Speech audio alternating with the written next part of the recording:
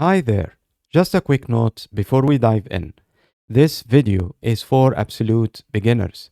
If you are already familiar with containers, Kubernetes, and installing them on openSUSE, feel free to skip this one and save your time. But if you are new and want a solid foundation, stick around.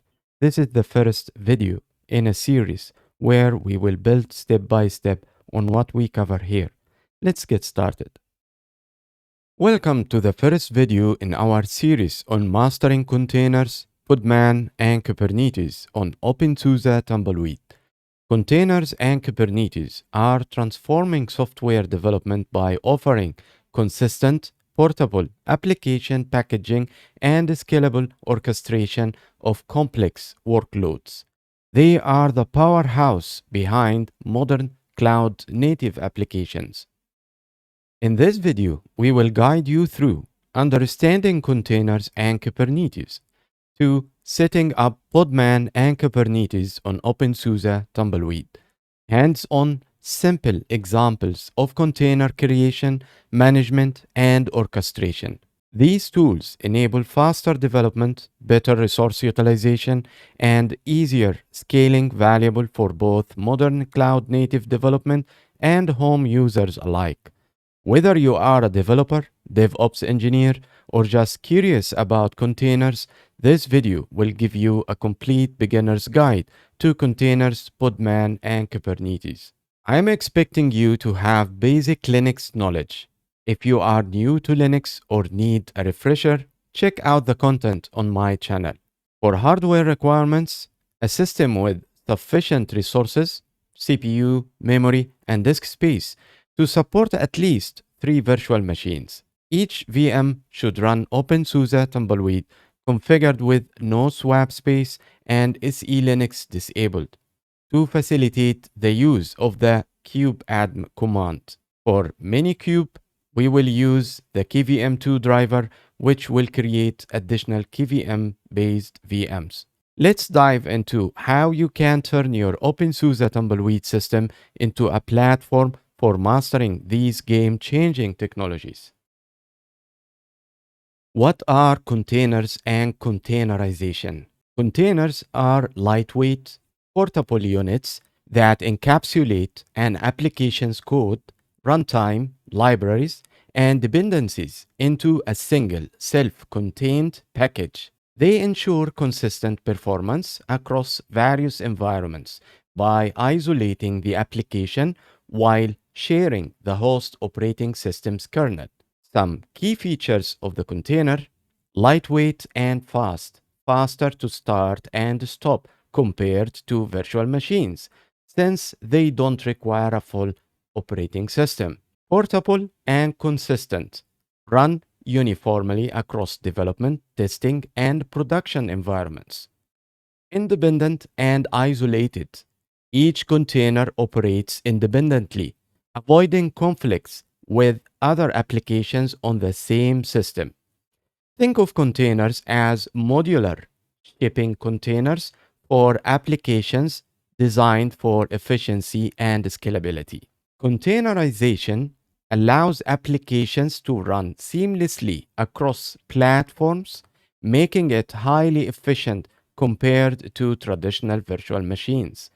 Its portability, write once, run anywhere, and resource efficiency have driven widespread adoption, especially for microservices and multi-cloud deployments. Container engines. A container engine serves as the user-facing layer for managing containers. It handles user inputs, downloads and extracts container images from registries, sets up mount points, and communicates with underlying container run times. While container runtimes handle the technical details, container engines streamline image and container management for end users and REST clients. Container runtime is part of the container engine. Some of the popular container engines: Podman, which has the following runtimes: Run C. This was the traditional default runtime for Podman. It's the same low-level runtime used by Containerd in Docker. And we have crun. This is becoming the preferred default runtime for Podman, especially in newer distributions like Fedora and Red Hat Enterprise Linux. crun is a faster and more efficient OCI runtime written in C. Podman will likely default to run C in older versions or crun in newer ones. The podman space info command provides detailed information about your Podman environment. We have another one, famous container engine, Docker, the most widely used, built on Containerd runtime. So now let's talk about container runtime, container image, and container registry. Container runtime is a software responsible for creating, running, and managing containers. It is part of the container engine. Container runtime can be divided to two categories, low-level runtimes and high-level runtimes. The low-level runtimes, which is part of the container engine, and examples for these runtimes, runc, crun, CRI-O, handle basic container execution aligned with OCI or Open Container Initiative standards. The high-level runtimes, which is the container engines, for example, Podman, Docker, offer user-friendly tools and rely on low-level runtimes or execution. Kubernetes uses the container runtime interface to interact with container runtimes, ensuring compatibility and standardization. Container image is a read-only, lightweight, self-contained, and portable package that includes everything required to run an application: code, runtime, libraries, configurations, and system tools. In other words, container a static, unchangeable file that includes executable code and all the libraries, dependencies, and files needed for an application to run. Here are some key points about container images. Immutable. Once created, a container image cannot be changed. Any modifications require creating a new image. Layered. Container images are composed of multiple layers, each representing a change or addition to the image. The base layer includes the operating system and essential libraries, while subsequent layers add application dependencies and the final application code. Base image. This is the foundational layer that includes the operating system and essential libraries. Developers can build upon this base image to create custom images. Tagging. Container images are tagged to specify versions or configurations, which helps manage different versions of the same application and facilitates rollbacks. Container images are built using Dockerfile or container files, which outline the steps for assembling the image. These images are stored in repositories and distributed via container registries like Docker Hub, enabling seamless sharing and deployment. OCI or Open Container Initiative image specifications ensure these images are portable and compatible across platforms and runtimes. What is a container registry? A container registry is a centralized platform for storing, managing, and sharing container images. It allows users to upload, push, and download pull images, streamlining the distribution of containerized applications. These registries serve as data repositories for storing and accessing container images, and they can be integrated with container orchestration systems like Kubernetes. Popular public registries include Docker Hub, Red Hat, Quay, SUSE, openSUSE. Many organizations also use private registries for secure storage and collaboration. Container registries are vital to the container ecosystem, enabling efficient deployment and management of container images across environments. So, what is a Docker file or container file? A Docker file or container file is just a text file with step-by-step instructions for building a container image. It specifies base image, the starting environment, like for example, from Ubuntu or from openSUSE. Commands, instructions like run to install dependencies, copy to include files and configurations. And we have entry point, defines the default command when the container runs, cmd or entry point. Docker files and container files automate and standardize image creation, making it reproducible, versionable, and shareable. The key difference here between Docker file and container file when using Podman or Buildah, if both files exist, the system prioritizes the container file over the Docker file. The -- file options allows naming flexibility for easier. Think of it as a recipe for creating lightweight portable containers. What are the differences between CRI, CRI-O, and Podman? Container Runtime Interface, CRI, is a Kubernetes API that allows interaction with container runtimes, enabling Kubernetes to support multiple runtimes. The CRI-O is a lightweight Kubernetes-specific runtime that adheres to OCI standards. It eliminates unnecessary features, offering a streamlined experience. While Podman is a container management tool, a container engine that uses crun as its default runtime. Podman can use other runtimes besides the default crun. As we said, by default, Podman uses crun on latest releases to launch containers, but it can be configured to use other runtimes. For example, you can configure Podman to use CRI-O, another OC complaint runtime. To switch to CRI-O, you would need to set the container underscore runtime environment variable to CRI-O or configure it in the Podman settings. This allows for flexibility in choosing the runtime that best fits your needs. Using Podman with Kubernetes, the recommended runtime is CRI-O, as it integrates seamlessly with Kubernetes and OC compliant containers. This ensures compatibility while leveraging Podman's capabilities for container management.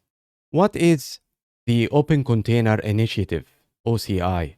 The Open Container Initiative, founded in 2015 by Docker and industry leaders, establishes open standards for container technology. Its specifications include runtime specification, defines container behavior during execution. Image specification standardizes how container images are created, including image layers and configuration.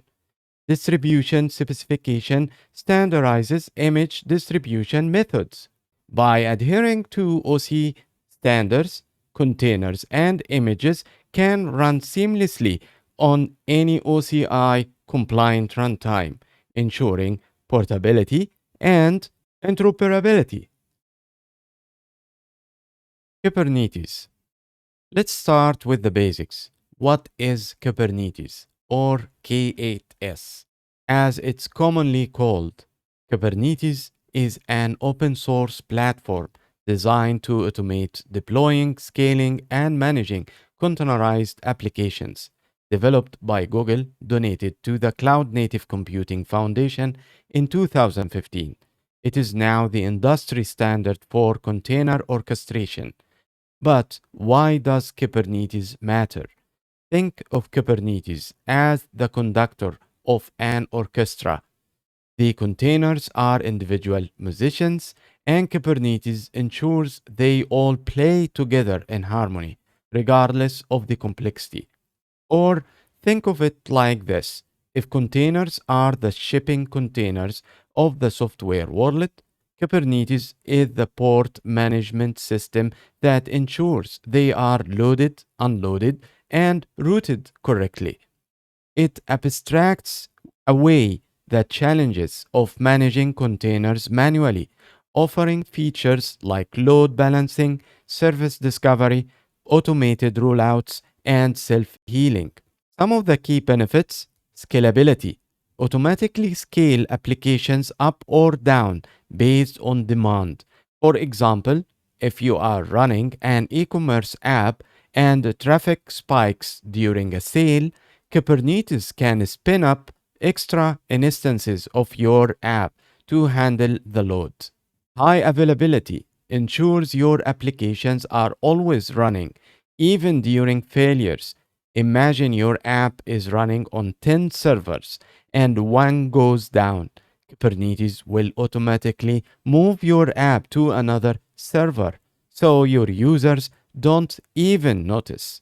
Portability: run applications across on premise, cloud, or hybrid environments seamlessly.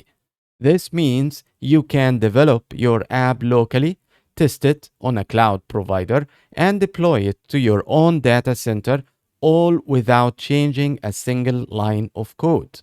Without Kubernetes, managing containers at scale would be a nightmare. Kubernetes makes it easy and efficient. And with that foundation, let's move on to how Kubernetes works behind the scenes. Now let's talk about Kubernetes architecture. To understand Kubernetes, you need to know its architecture. Kubernetes operates using a cluster model consisting of a control plane and worker nodes or compute nodes. Let's break it down. Control plane. The control plane is the brain of Kubernetes. It manages the overall state of the cluster. Here are its key components. API server or Kube-API server is Kubernetes' most important component, is a representational state transfer REST API. Acts as the front door to your cluster.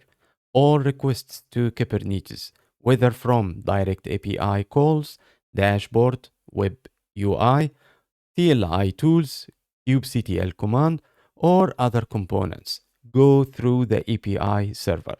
Then etcd or etcd is an open source distributed key value store that stores all cluster data and manage the critical information that distributed systems need to keep running. This includes configuration details, the desired state of workloads, and more. We have scheduler, decides which node will run a new pod based on resource availability and constraints. Controller manager ensures the cluster's desired state matches the actual state.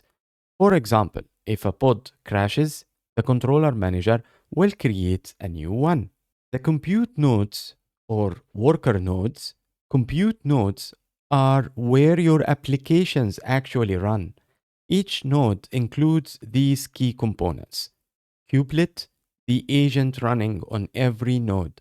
It communicates with the control plane to ensure containers are running as expected. Kube proxy manages network rules for pod communication within the cluster and with the outside world. Container runtime, this could be Docker, Containerd, or any runtime compatible with Kubernetes, responsible for running the containers themselves. Together, these components work seamlessly to manage your containerized applications. Now that you understand the architecture, let's dive into workloads. Kubernetes workloads, resources. Workloads are the tasks, services, or applications you want Kubernetes to run.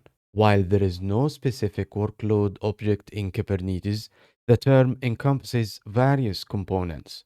The Kubernetes developers defined a set of resources for us that are directly bundled within the binary. A few of these resources are as follows. Pod, the basic building block. Pods are the smallest deployable unit in Kubernetes. A pod contains one or more containers that share storage and networking. Think of it as a wrapper around your container. Some of the best practices start with single container pods for simplicity. Use sidecar containers for tasks like logging or monitoring as you advance. The resource replica sets, ensuring high availability. Replica sets ensure the right number of pod replicas are running at all times. If a pod crashes, the replica set will create a new one. While you can manage replica sets directly, it is better to use deployments which handle replica sets for you. So, what is deployments? The workhorse. Deployments are used for managing updates, scaling, and rollbacks. Imagine rolling out a new version of your application gradually to minimize downtime deployment. Make this easy. And we have the resource stateful sets or stateful applications. If you are running a database or an application requiring persistent storage and stable network IDs, stateful sets are your go to. They ensure pods have predictable names and maintain data consistency. Some of the use cases databases like MySQL, MongoDB, applications needing stable storage. The resource daemon sets, node specific workloads. Daemon sets ensure a pod runs on every node in your cluster. They are perfect for system level tasks like logging, monitoring, or security. Jobs and cron jobs for short lived tasks. Jobs are designed for tasks that run to completion, like batch processing. Cron jobs build on this by scheduling tasks at specific intervals. Common use cases include backups and schedule reports.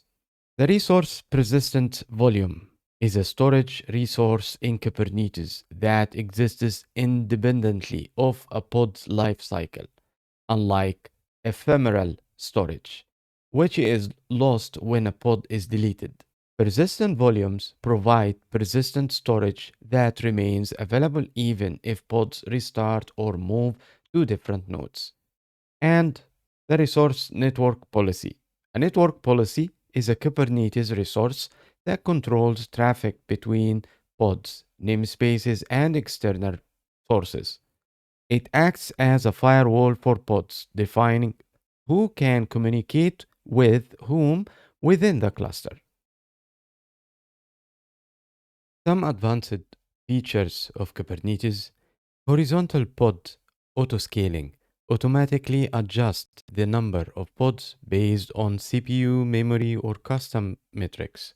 Config map is a Kubernetes object that stores non-sensitive configuration data as key value pairs.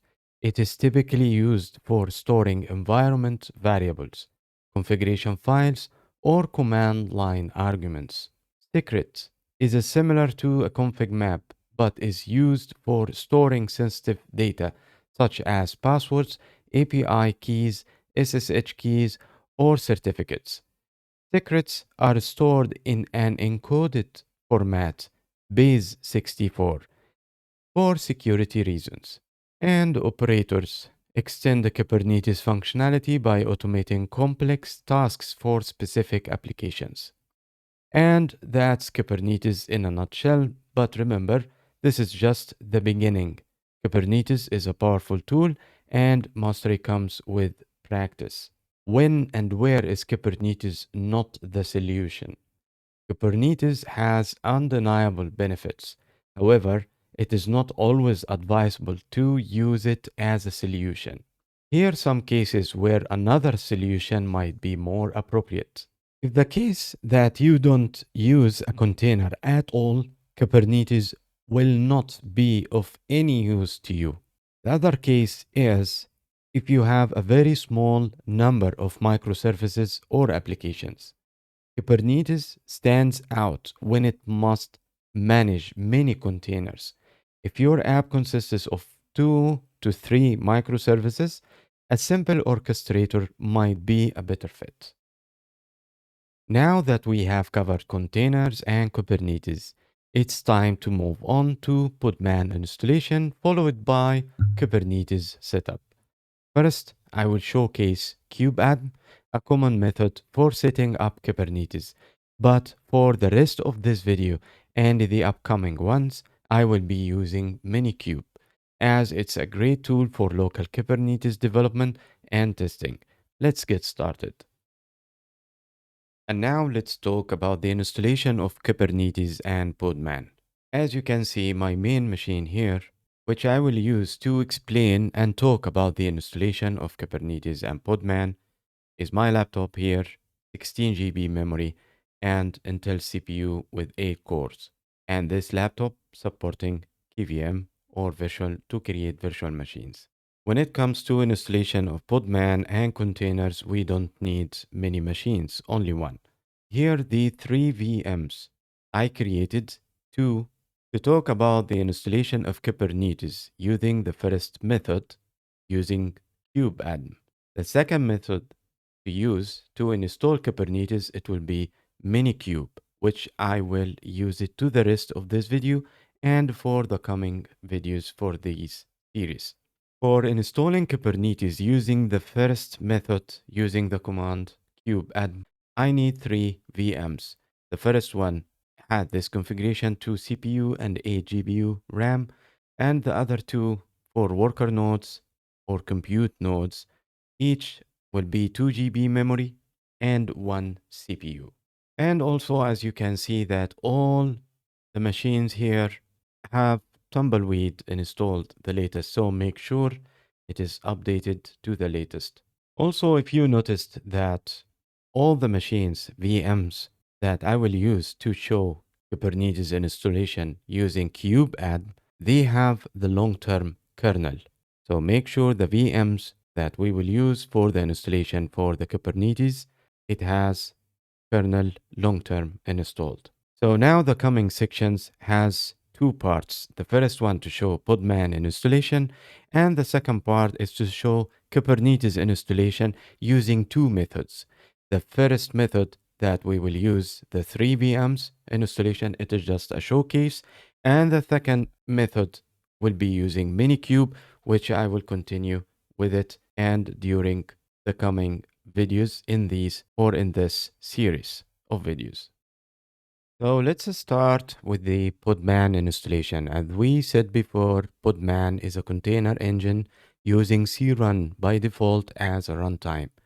All you need to do is running this command sudo zipper install -- details Podman. Podman can be installed on a physical machine or on a VM. Using containers can be on a physical machine or you can use it on a virtual machine. The choice is up to you. So now let's hit enter and let the installation to finish. Now once the installation finished, after that run this command sudo system control clean here, and we can check the status first. For podman.socket, it is disabled. All you need to do is enable and start for this service. So when we check again, and here we go, we can use Podman right away to create containers. So now let's show how Podman being used in real life. If you want more information about Podman or using it with DistroBox, please check my video, DistroBox with Podman, and I will leave the link in the description. Here, as you can see, I created a directory in my home path, nginx-podman-test. And here, two files created under that directory, Containerfile and index.html. The container file here, Podman will use it to create the image that in order to create the container. As you can see, the container file is just a text file with a defined commands that the container engine will understand and will follow. Like here, the first line, I am telling the container engine to use the official Nginx image as the base image from Nginx and the tag latest. You can change latest here by the version number of the Nginx you want to use. Work directory is the same way like I'm saying cd to change my directory. Here, set the working directory inside the container.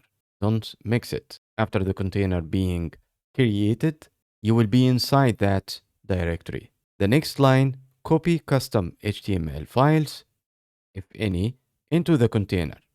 So where you are standing, the same place as the container file exists, the file that you want to copy in that work directory inside the container after it gets created, you use the command copy space the file or maybe folder or maybe list of files where you are standing right now, the host that is going to create the container, and space where these files will be copied to.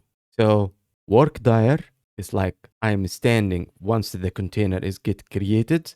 This path will be the working directory inside the container. Copy and the name of the file is where I'm standing. If this index file is somewhere else, you can give the relative path for that file. But by convention is to keep everything in your working directory where you will create the container. So here I'm copying the file index.html to the working directory inside container after it gets created. After that, expose port 80 to allow web traffic. So the container, when it will start, port 80 will be opened, but you need to redirect this port to your local machine to be able to access the service running on that container. Last, start Nginx when the container runs cmd command line, and the first parameter here in this list is the command, and after that the parameters and arguments for that command. And here the file index.html is just one line header to be printed when we access the Nginx web server when we start our container. So now we have a folder or directory, Nginx-podman-test. It contains a container file and it contains index.html. A file will be copied inside the image. So this is to create your own image that you will use to start containers. If you run Nginx using Podman, it will start in default state. The image will be downloaded from the registry and it will start with the welcome page from Nginx. But now you want to change that. So this is how you do it. And by the way, this is just an introduction. All these things will be explained in details later on in the coming videos. So now, Podman build -t Nginx test. Podman the command build. It will build an image and it will be local. -t is a tag. Nginx-test is the name of the tag because any image you will create locally, you need to give it a tag. And then dot. The working directory of creating the image is where I am standing right now. Okay, so let's hit enter and see what will happen. Now, successfully tagged, and we have a local image installed. See here, localhost nginx-test. Okay, so now you created Nginx image that you can use to start container on your system with a little change that the welcoming page, it is not the default Nginx. So now this command podman run -d for detach and then the p for port to redirect. Here 8080 will be the port on our local machine and the port 80 is the one that already exposed on the container when it starts. --name is the name of the container that you give it. And by the way, by convention, and it is recommended that when you start new containers on your system, don't give it a name and let Podman do assigning to the names. And we will explain that later, but in short, for name collision, and it will cause some kind of hard to troubleshoot when an issues start to happening. And then at the end, we put the name of the image. So let's hit enter. And when you write the command podman ps-a to list all the running containers, -a will list the container if it is stopped or it is started. If you want only the started containers on your system, use podman ps. Okay, so let's open our browser and we use localhost 8080 port, and we will see here localhost, and we put the port 8080 and we press enter. And here we have the message that we put in index.html. It's appearing here now. You can check my video DistroBox with Podman for more information about using Podman, DistroBox, and starting containers on your machine. If you are going to download the images directly from the registry or the hub, for example, Docker Hub. To recap what happened here, that this is the simplest way to create your own image that you will use, container image that you will use to start containers on your machine. And here as an example of the container file, how it looks like, and the process to create the image and then start a container from that image.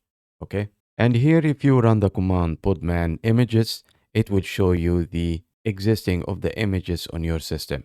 Here, the image that we created, and here the downloaded Nginx image from Docker Hub, which will be used to create our own image, the one that we use the container file to create. And here, a sequence of using Podman. Like first, if you want to list the running containers on your system, and then you can stop the container by using container ID and podman stop. To list the downloaded or the existing images on your system, podman images. And here, if I want to delete all the downloaded images, like somehow to clean my system, it's my testing laptop or whatever, you can use this command. Here you will notice that the image that we created to create the container or to start the container, not deleted. Why? Because the container still exists. Podman is using this created image to start that container. So you need to delete that container first before you delete the image that associated with that container or used to start that container. So as you can see here, I deleted the container, podman rm and the container ID. And then when I use podman rmi for remove image and the image ID, it gets deleted and all the layers in the image. So now let's move on to show Kubernetes installation.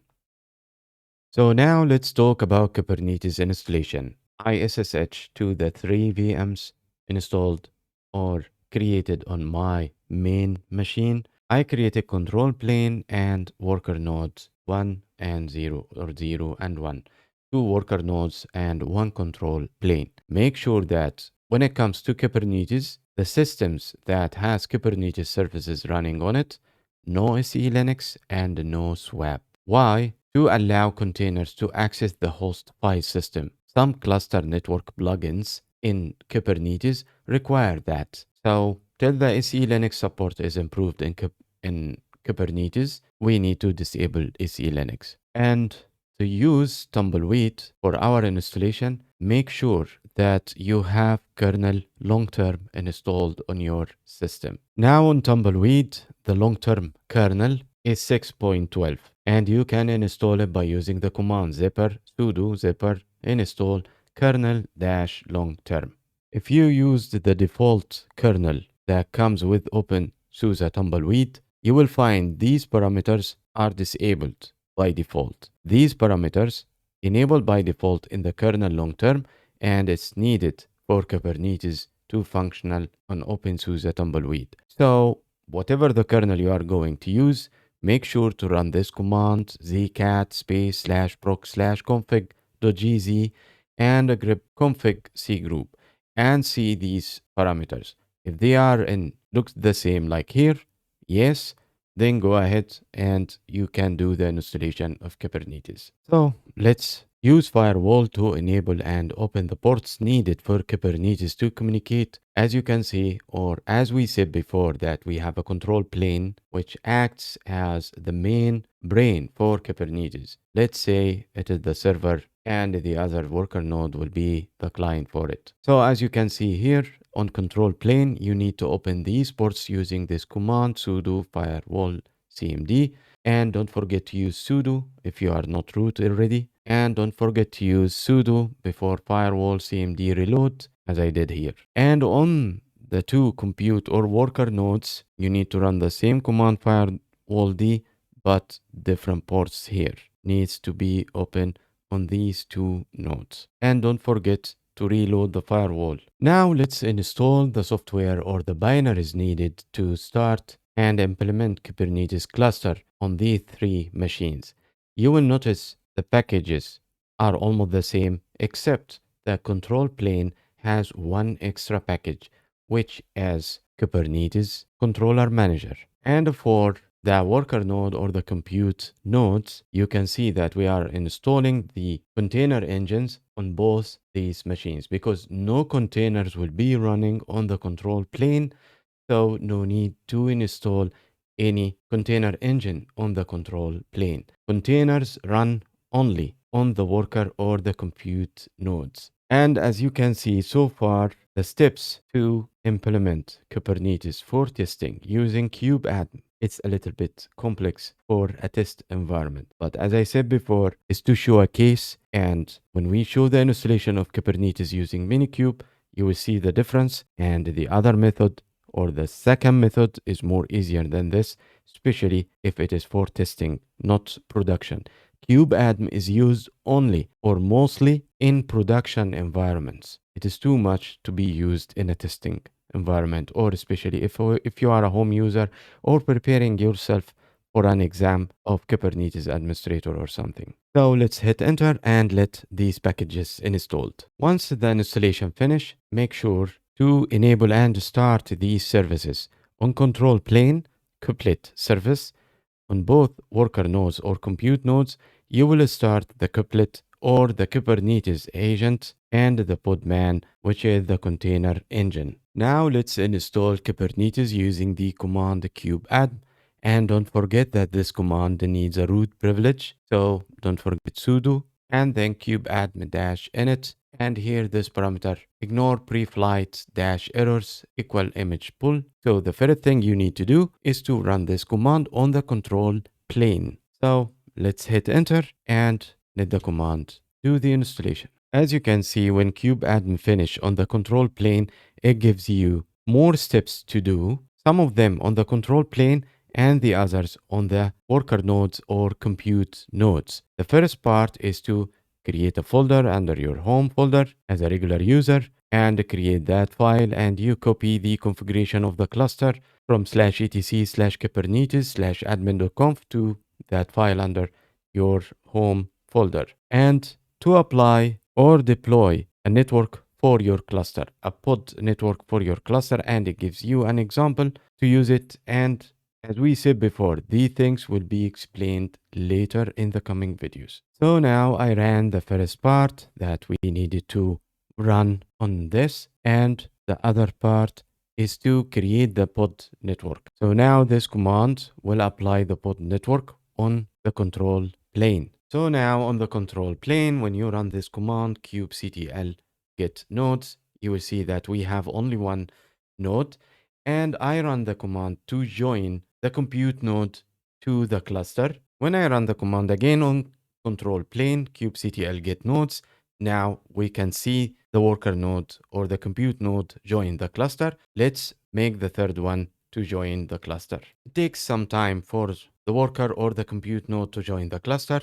Now, as we can see that we have a Kubernetes cluster installed on a 3 VMs for testing using the command kubeadm. We have one control plane and two worker node or compute nodes. Now we saw the Kubernetes installation in the hard way. So let's move on and show the installation of the Kubernetes in an easy way for testing, we are going to use the Minikube to install Kubernetes on our system. You can go ahead and delete these VMs because we are not going to use them again.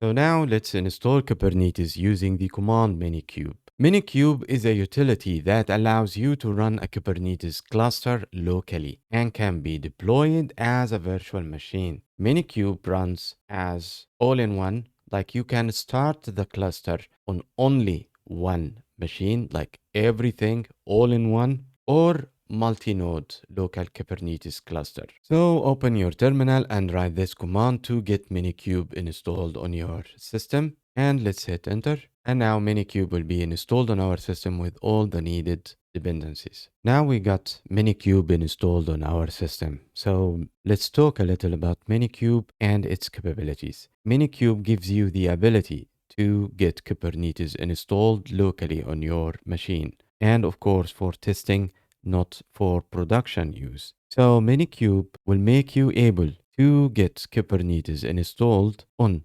containers, and thanks for container inside container, or it will give you the ability to get Kubernetes installed on virtual machines. Let's break down this command. Minikube start. If I run Minikube start only without any other arguments, it will start one control plane and it will act also as the compute node, what we said and we talked about it earlier, all in one. So here, Minikube start, I'm defining number of nodes, 3 space dash D for driver, Podman dash C, which container runtime I want to use. So in that case, CRI-O. You can check the help for all the available runtime supported by Minikube and the drivers can be used. Okay, so if you want Kubernetes to be installed on containers, you use the driver Podman. Maybe you want to use another driver, it's up to you, but here I will be using Podman, and in the coming videos I will be completely focusing on Kubernetes and Podman. So here, if I pressed enter, it will create one control plane and two worker node or compute nodes. And if I hit enter, it will create a complete functional Kubernetes cluster on containers on my machine locally. So let's see how it looks like. And now it is downloading the images needed to install Kubernetes cluster. And by the way, you don't need root to do that. I'm doing this with my own regular user, no root privilege needed with Minikube.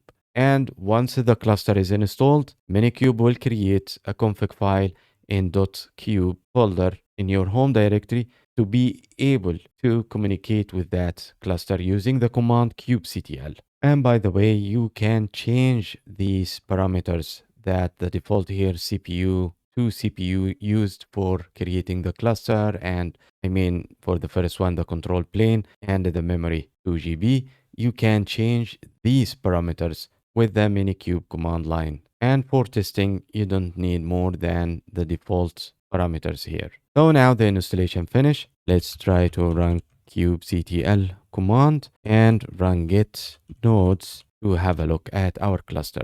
Now we can see that we have a control plane and two worker or compute nodes. To stop this one, Minikube stop -- all. It will stop all the containers of the Kubernetes cluster, and we can delete them all also. If you finish from testing and you want to clean your disk, you can delete all the downloaded images, all the cluster files. So now if we run this command again, nothing there. Now let's check another driver here, which is KVM2. KVM2. And I will keep the container or the container runtime to be used is CRI-O, which is the Kubernetes container runtime. And the driver is KVM2. If you have VirtualBox Manager installed on your machine, like this one, I want to show you here Minikube start -- nodes equal 3 and the driver KVM2. It will create 3 VMs for me. One will be control plane and 2 worker node or compute node. Let's hit enter and we can see the ISO images gets downloaded. And let's bring the virtual machine manager here to see the creation of the VMs while it's happening using the KVM2 driver. And now we can see the first one has been created with the default parameters here for 2 CPU, 2 GB memory, and 2 GB hard disk. And for testing, you don't need more than that. And now the second one being created, and you can see it is downloading the clients, everything needed. And now the third VM being created. So now let's use the command kubectl get nodes, and we have the cluster. The third one not ready yet. We run the command again. Takes a little bit time to join the cluster, which is normal. And now it is ready. And as we show here before, we have 3 VMs Minikube installed for us to create the Kubernetes cluster. And as you can see, it is more easier than what we did before using the kubeadd command. You don't have to worry about installing packages or binaries. It's all in one place. Minikube makes you able to SSH to any of the Kubernetes cluster nodes. So here, Minikube SSH -n for node and the name of the node. If I press enter, now I'm logged in. I'm showing you this. Maybe you have curiosity to log into these nodes and play around with it, testing. It's up to you. And here I logged into the control plane. I want to see what OS is using. It seems it's a customized image and what kernel it's using, 5.10. And as we did before, you can do the same here with the VM's machine. We can stop all of them and we can monitor the stopping. And you can notice that you didn't see any weird messages, and it is more and much way better than container inside container. And also you can delete all the VMs and Minikube will do that for you. And you can see here the VMs got deleted. Let's try now to install Kubernetes cluster. The driver is KVM2 and I give 4 nodes, 5 and high availability true. And let's see what will happen. So we created the first one, control plane. Now starting to create another control plane node, as we can see. And I think the rest will be compute nodes. And we are waiting to finish the installation to see how many control plane and how many compute nodes being installed. So now the installation finished. Let's check our cluster, kubectl get nodes. And we can see we have 3 control plane and 2 worker node. So we can understand the ratio now that when we use this 5 nodes, high availability, it creates 3 control plane and 2 worker nodes. So far, this is the capabilities of Minikube, and you can check the help. It has a long list of parameters to configure and use Minikube according to your testing case. Let's stop all. And from now, I will do another installation, Minikube, and I will use only 3 nodes, no high availability. All we need is 1 control plane and 2 compute nodes. And let's delete all. And I will run the same command without high availability and only 3 nodes. It will create 1 control plane and 2 compute nodes, which more than enough for our testing. So this is the installation that we will be using it during the rest of this video and the coming videos in the future to have 1 control plane and 2 nodes. Kubernetes cluster can be managed using a GUI. We have dashboards for Kubernetes, and I will share all the resources in the description. The easiest way is to use Podman desktop for the testing purposes. This is a local installation of Kubernetes on our machine for testing or to prepare for an exam and to check things, how it works around the components of Kubernetes. The good thing about Podman that it detects the config file and the folder cube that created in your home. So you can use Flatpak to install Podman desktop on your openSUSE Linux. And of course, don't forget to install Podman and enable the socket service of Podman on your machine to be able to use Podman desktop, as we showed before in the container installation. So if we go here in Kubernetes, we will see that we have nodes, one control plane and two compute nodes, and the service is running. And in the future videos, we will show how to use Podman desktop in some of the interaction of Kubernetes cluster, like exporting a YAML file or creating a pod or deploying a service on Kubernetes cluster. So to recap in this part, if you wanted to have a local complete development environment for testing using Kubernetes cluster, all you need to do is to install Minikube and install Podman desktop on your system. So let's move on and show how to interact with your Kubernetes cluster and deploy a pod and to see what the meaning of deployment on Kubernetes cluster. As we said before, Kubernetes is a container orchestrator. So if you create the container outside of the cluster, Kubernetes will not be able to manage that container. And we talked about that the smallest block of Kubernetes is a pod, and pod can contain one container or more. And the concept of the pod in Kubernetes, it came from or the same in Podman, and we will talk about that in later videos in this series. So on my machine, let's have this example about a YAML file and how to create a pod on your Kubernetes cluster. The file name is nginx-pod. You can name it anything. The most important is the structure of the file. And as many of you may know that YAML is very sensitive to the structure of the file and the indentation used in the file, the same way as Python language. So the first line specifies the API version of Kubernetes that this configuration file is using.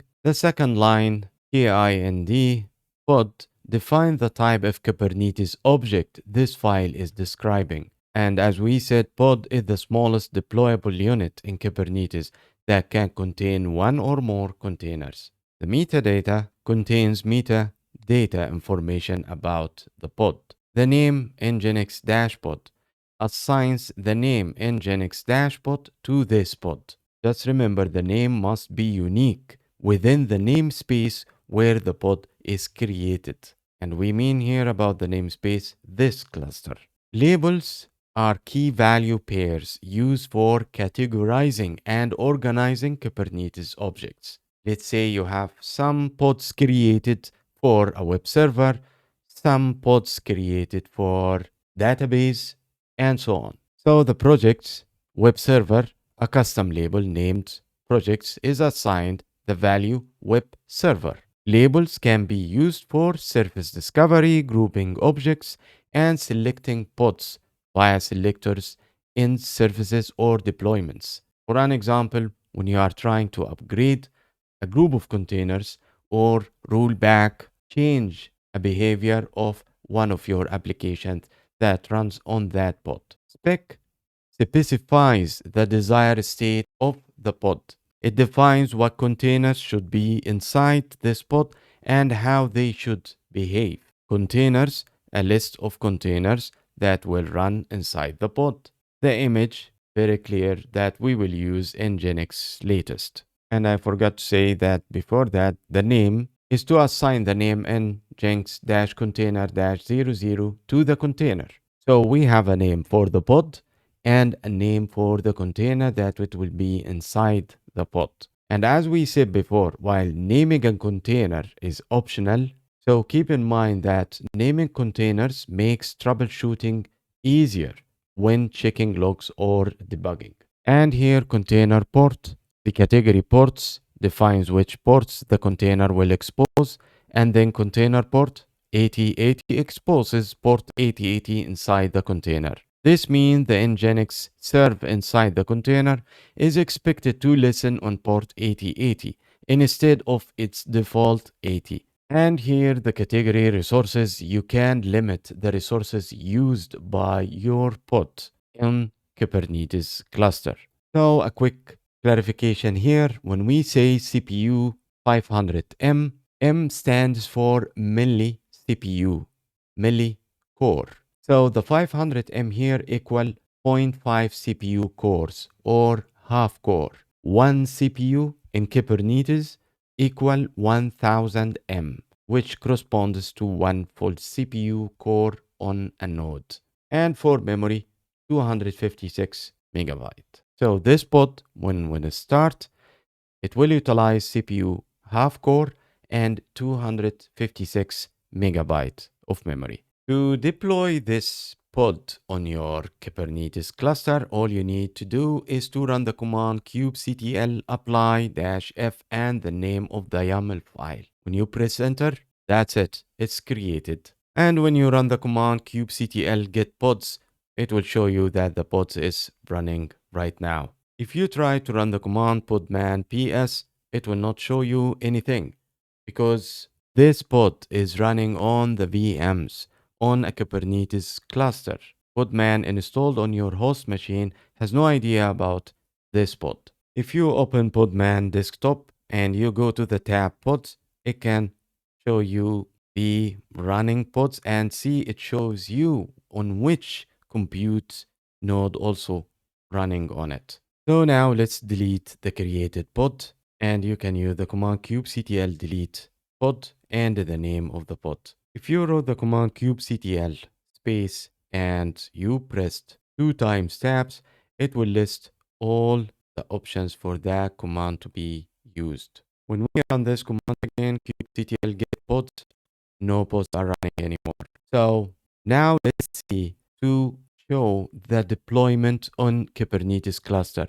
Like let's say we wanted the same pod, but has a 3 replicas. So let's take this example. I have this file created on my machine in Nginx-deployment, and again, it's the YAML file. To be able to work with Kubernetes, you need to learn about YAML.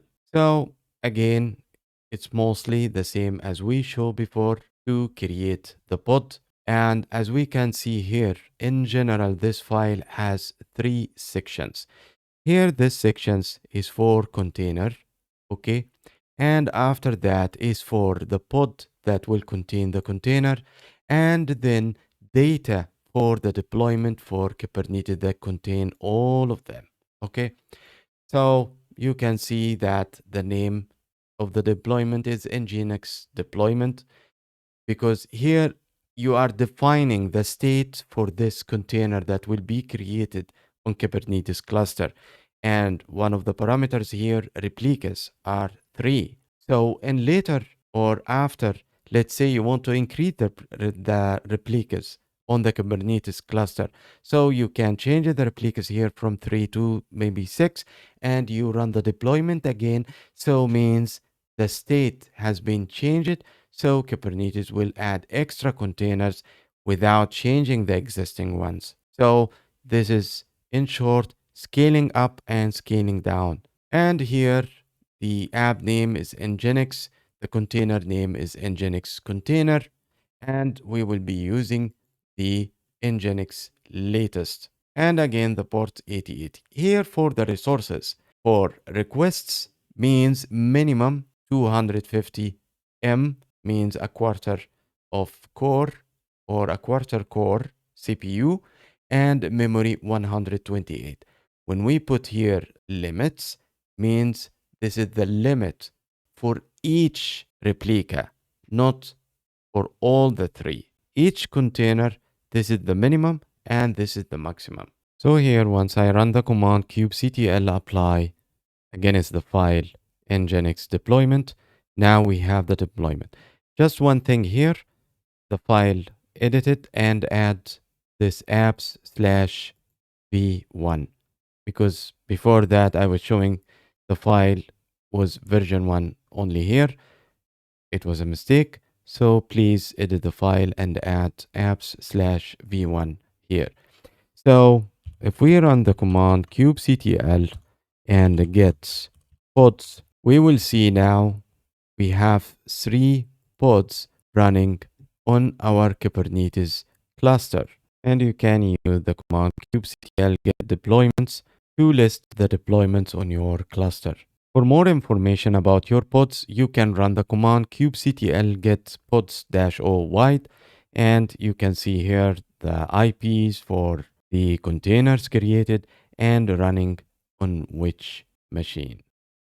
So we talk about containers, Podman, Kubernetes, and we show the installation for Podman and Kubernetes cluster using Kubeadm and Minikube. You can consider this video as an entry point. This video serves as the starting point for a series on containers and Kubernetes, essential technologies that form the foundation of a DevOps career.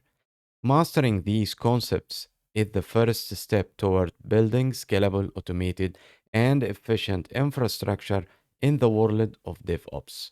If you found this video helpful, please give it a thumbs up, subscribe to the channel, and hit the bell icon so you don't miss future tutorials and more deep dive into containers, Kubernetes, and cloud native technologies. Have a questions or want to see specific topics covered? Drop them in the comments below. Let's keep learning together. I will see you in the next video, and thanks for watching.